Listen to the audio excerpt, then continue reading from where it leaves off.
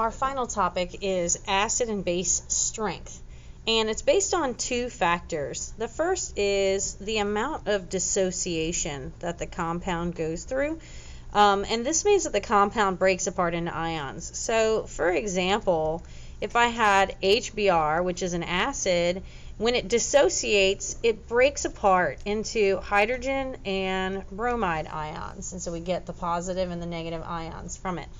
Another example would be if I had NaOH, which is a base, and if it dissociates, it's going to give me sodium ions and hydroxide ions. And so the presence of this is how you know it's an acid. The presence of this is how you know it's a base. Also, we can look at electrolytic behavior, which means its ability to conduct electricity. So if you remember the light bulb experiment, if you get a bright light bulb, it must be strong. And if you get a dim light bulb, it must be weak. So strong acids and bases have 100% dissociation, complete dissociation. And so that means it totally breaks into ions. And it's going to have strong electrolytic behavior. So if we look in the box right here, everything in the box, with the exception of this one and this one, everything is a positive and negative. So we have 100% ions, which is a complete dissociation, and that makes it strong.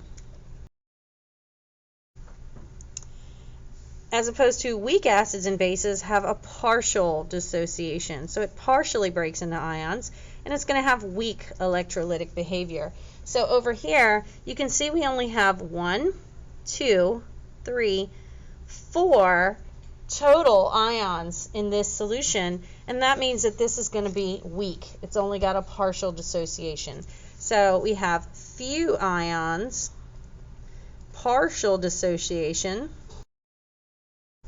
which is going to be weak. Now, how do we answer these questions? How do you know which beaker contains an acid or contains a base?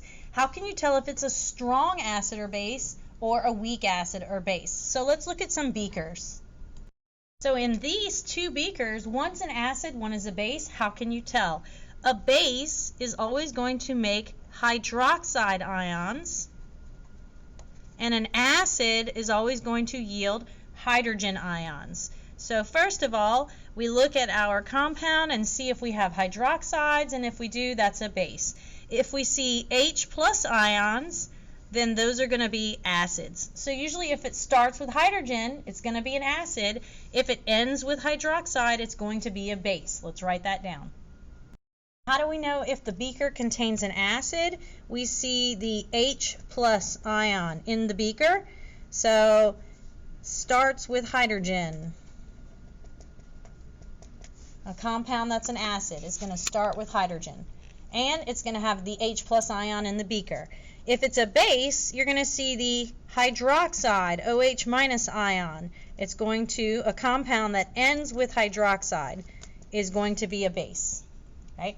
All right, how can we tell if it's strong or weak? That's the question now. Let's compare these because they are both acids. They both have hydrogen. They both yielded hydrogen ions, so both of these are an acid. And the question is, which one is strong and which one is weak? So we can tell if it's strong by circling anything with a positive or a negative charge, because that's an ion. So if we circle everything that has a positive or negative charge, circle everything that has a positive or negative charge over here, that has a positive, that has a negative, these do not have a charge. So they are not ions, so I will not circle them. And so now if you look, because all of these are circled, this is a strong acid. And because only a couple of these got circled, this is a weak acid. Answer the question, how can you tell if the beaker is a strong acid or base? If it has 100% ions in the beaker, then it's strong. Whereas if it has, so strong is all ions in the beaker. If it's weak, you're only going to see a few ions in the beaker. Remember that ions are anything with a positive or negative charge.